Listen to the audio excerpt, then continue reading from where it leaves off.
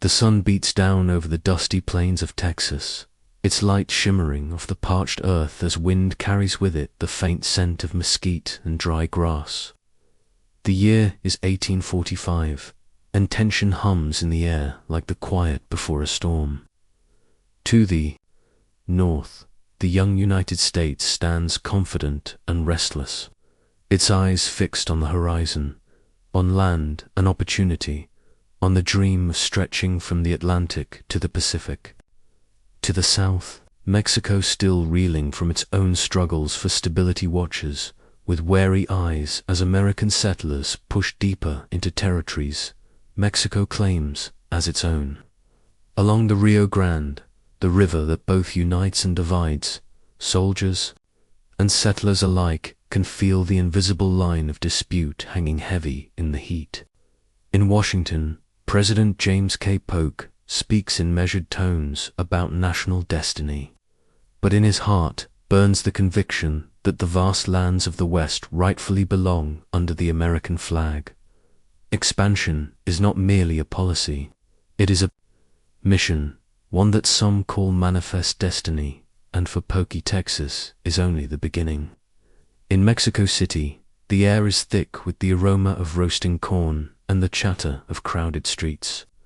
But behind the palace walls, leaders grapple with a grim reality.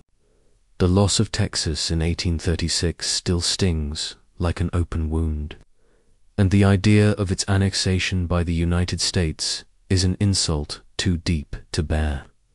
Pride, sovereignty, and the fragile integrity of the Mexican Republic are at stake. When word reaches them that the United States Congress has voted to annex Texas, it is received not as an act of diplomacy, but as an act of aggression. In the borderlands, the mood grows tense. Families on both sides trade goods and gossip, but the soldiers stationed along the disputed territory between the Nueces River, claimed by Mexico, and the Rio Grande, claimed by Texas, and now the United States, stand watch with loaded muskets and wary eyes.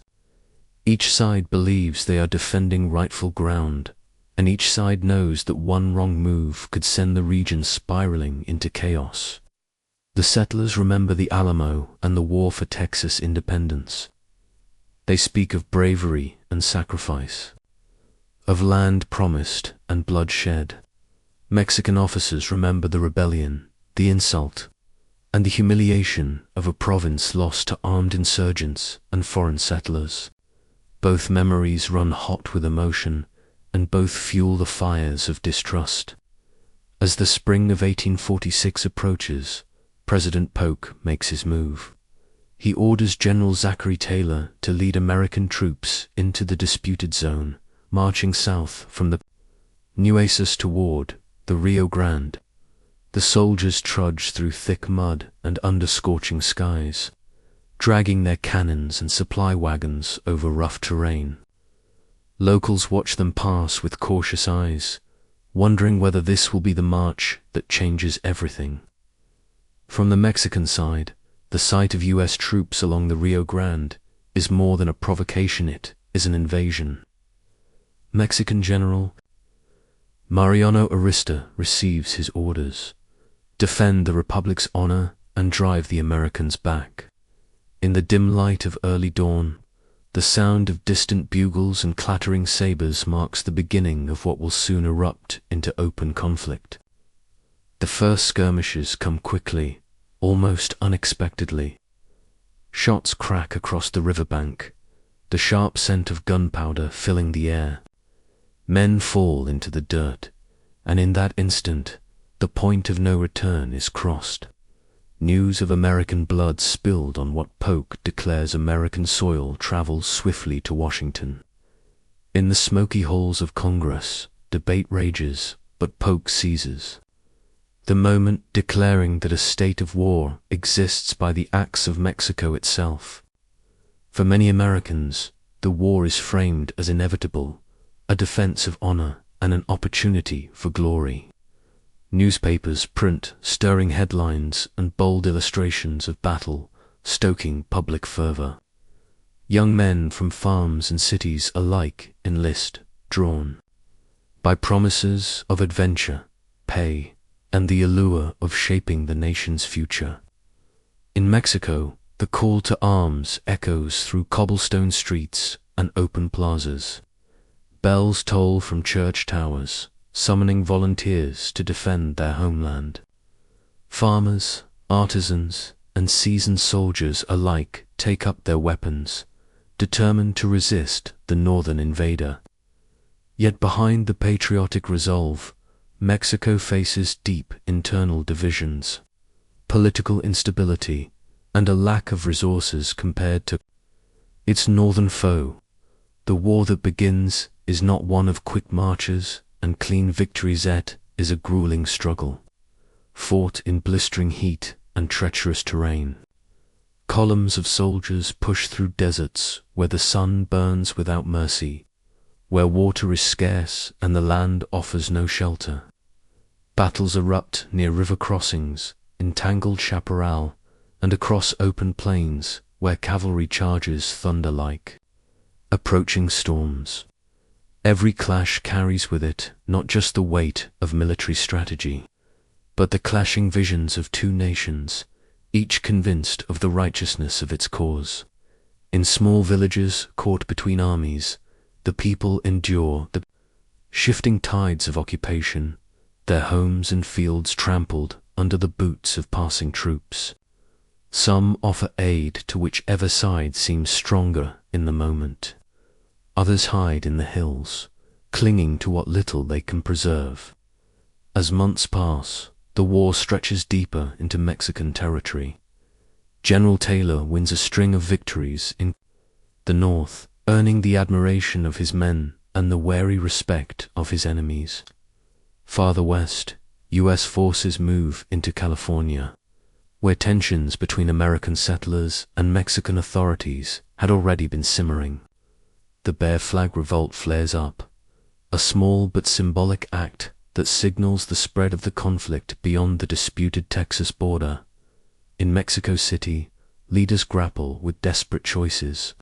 Resources dwindle, and each defeat saps morale, yet the call to defend the nation remains unyielding. General Antonio Lopez de Santa Anna, the polarizing figure who once lost Texas, returns from exile, promising to rally the army and reclaim lost honor. His charisma and ambition reignite hopes among some and skepticism among others, but he marches north to meet the advancing Americans.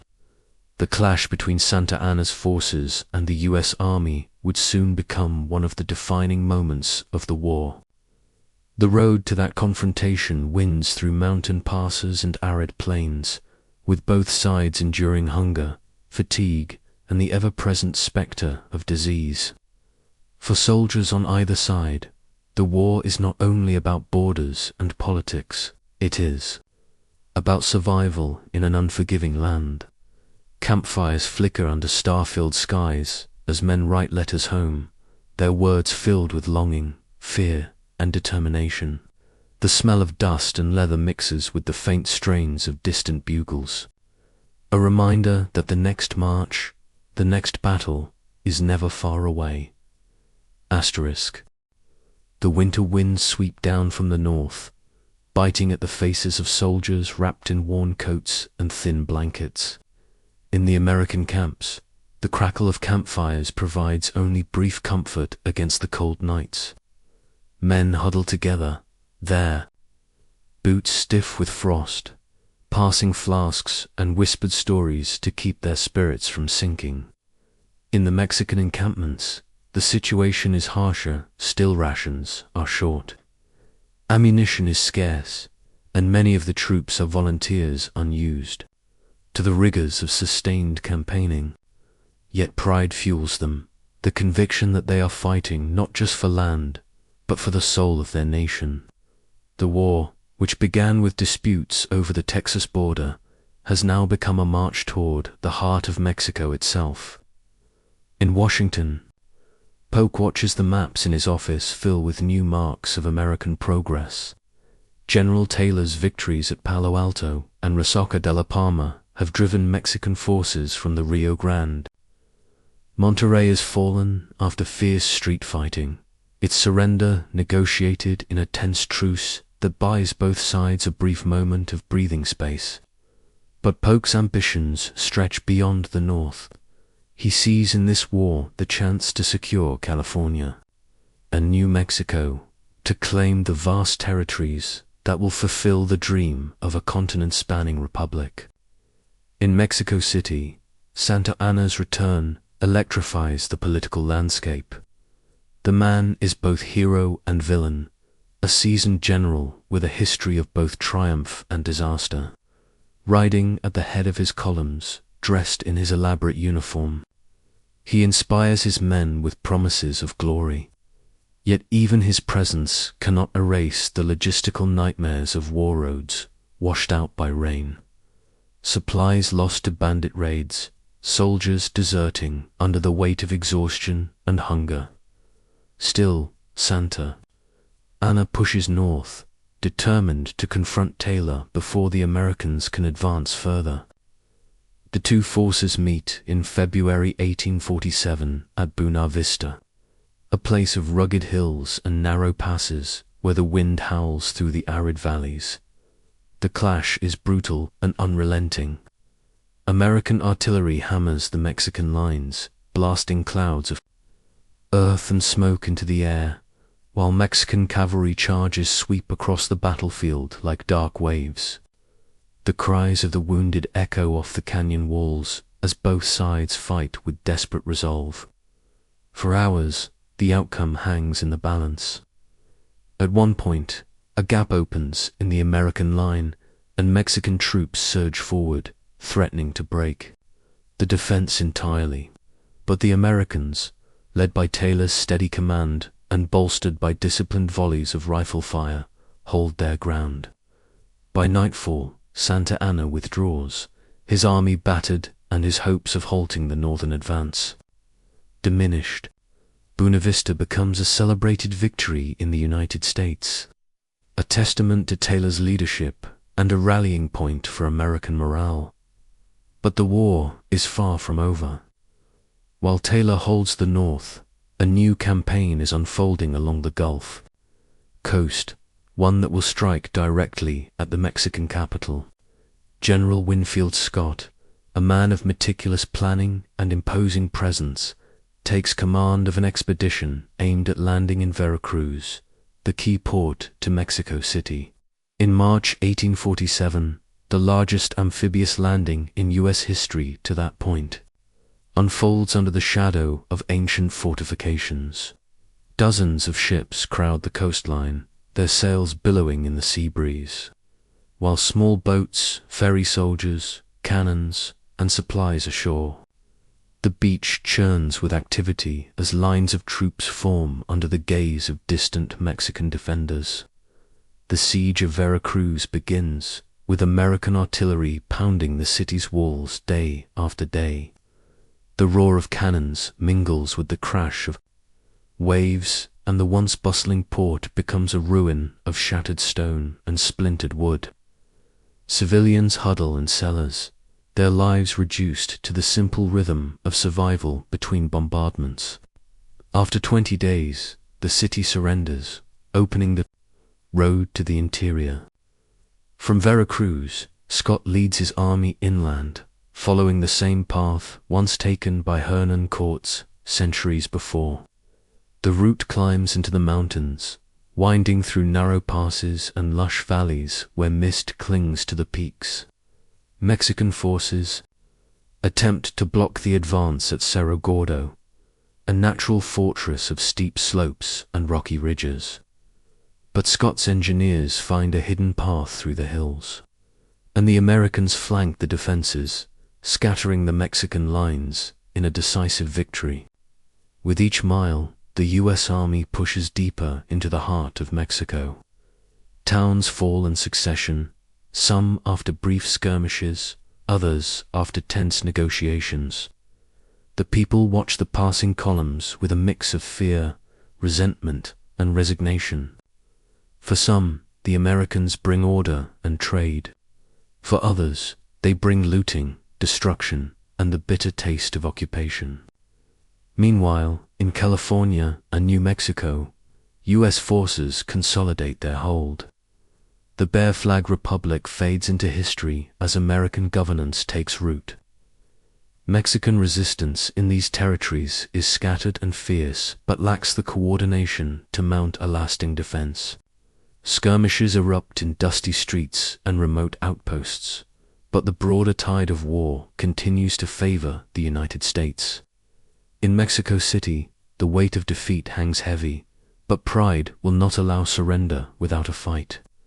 The capital braces for the inevitable, its streets alive with soldiers, barricades, and the sound of hammers as defenses are built.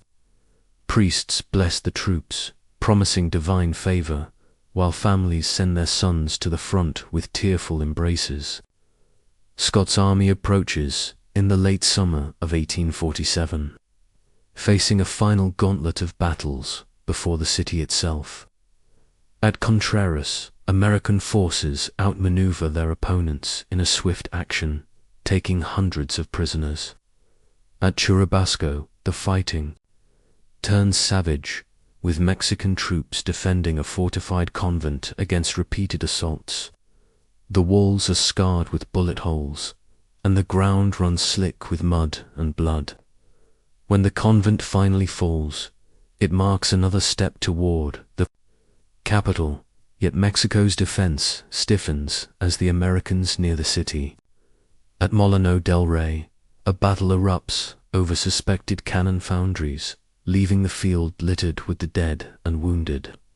The smoke of gunpowder mingles with the scent of crushed flowers from the surrounding gardens, a surreal contrast to the carnage.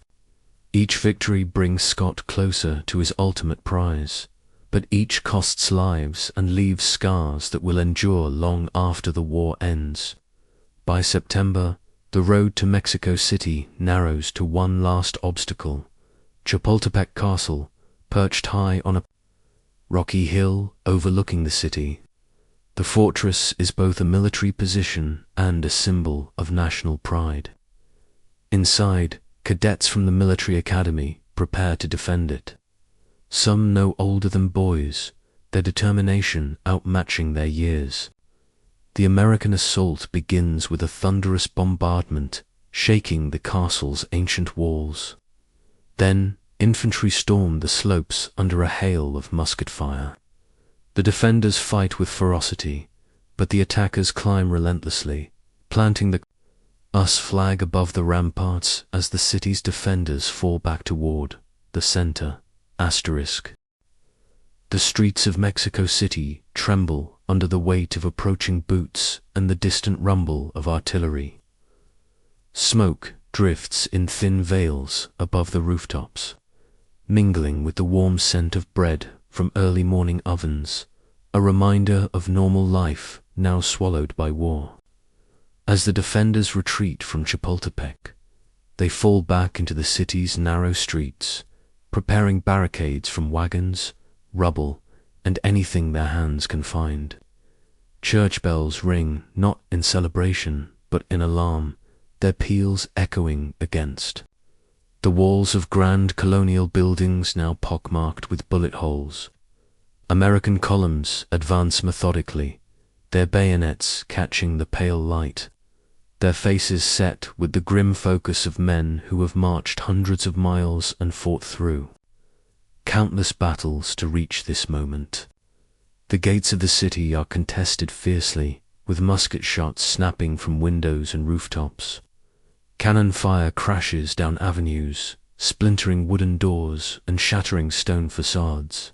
Civilians scatter into side alleys, clutching children and bundles of belongings, while others watch in stunned silence from shadowed doorways. In the Plaza Mayor, the heart of the city, tension hangs like a storm cloud. The Mexican flag flutters stubbornly over government buildings even as news arrives that the enemy has broken through the western defenses. General Scott's troops push inward, street by street, fighting block to block, each intersection becoming a small battlefield. The sounds of war blend into a deafening chorus shouted orders in English and Spanish.